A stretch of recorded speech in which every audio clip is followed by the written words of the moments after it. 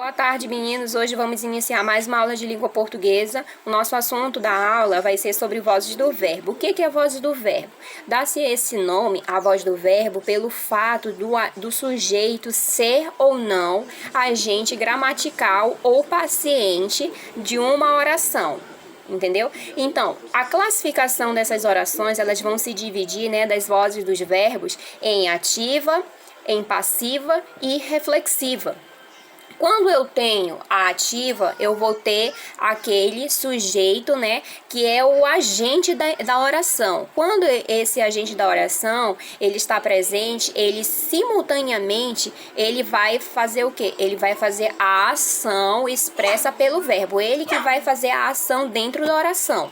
Entenderam? Quando eu tenho, por exemplo, ele fez trabalho, quem é o sujeito dessa oração? Ele é o sujeito, Fez é o verbo. Então, ele fez o trabalho. Quem foi que praticou? Ele, Então, aí, logo eu observo que nessa frase, ele fez o trabalho, eu tenho um sujeito que ele é agente, ou seja, que ele pratica a ação dentro desta oração, ok? Vamos ver. Quando eu tenho o sujeito passivo, A voz passiva. A voz passiva é quando o sujeito, ele é o quê? Ele é um sujeito paciente, ou seja, ele recebe a ação, A ação, ele vai receber aquela ação que é sofrida. Ele não vai praticar mais a ação, Nesse sentido, ele vai ser o sujeito paciente, ou seja, ele sofre esta ação. Por exemplo, quando o trabalho foi feito por ele. Lembra que lá na primeira oração, no primeiro exemplo da ativa, eu tinha o quê? O trabalho, Ele fez o trabalho.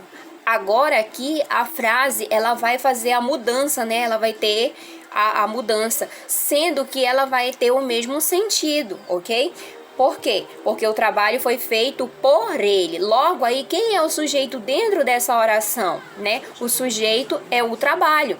Ele, lá no final da frase, ele vai ser o quê? Vai ser paciente, o agente paciente, porque ele tá sofrendo essa ação. E, simultaneamente, o trabalho, ele vai ser o sujeito, Ele já faz a mudança dentro dessa oração, tá bom? Quando eu falo aí, foi, é o que? Foi, ele vai ser o verbo, não é? Então, a mudança dentro dessa oração, a gente observa que ela é bem visível, certo? Então, lembrando lá, quando eu tenho a passiva, é aquele sujeito que é paciente, recebendo a ação que vai ser expressa pelo verbo, o verbo que vai me designar o que vai ser sofrido ao meu sujeito, ok? Na reflexiva, quando eu tenho a reflexiva, o que acontece? O sujeito é ao mesmo tempo agente e paciente. Como assim, agente e paciente? Ele vai receber a ação e vai praticar ao mesmo tempo a ação, certo? Por exemplo, o menino, quando o menino feriu-se, logo quando eu trabalho com a reflexiva, a voz reflexiva, eu vou precisar do quê? Do pronome se. Daquele pronome se. Como assim o pronome se? O pronome se, de acordo com algumas gramáticas, ele é conhecido com a partícula passivadora ou o verbo apassivador, que é o se. Porque geralmente não, de acordo com a gramática, ele sempre vai ser preposicionado, juntamente ao verbo. O verbo vai fazer, se necessário, precisamente dele, tá? Então, o menino aí, ele é o sujeito e sofre a ação. Não somente porque ele se machucou, sofreu, mas sim no momento porque dentro dessa oração, feriu-se, ele faz, se necessário, ele ter o quê? A partícula passivadora, que é o pronome se, não é?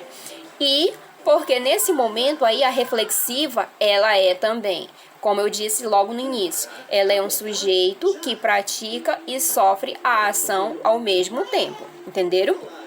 Quando eu digo os lutadores feriram-se, não é?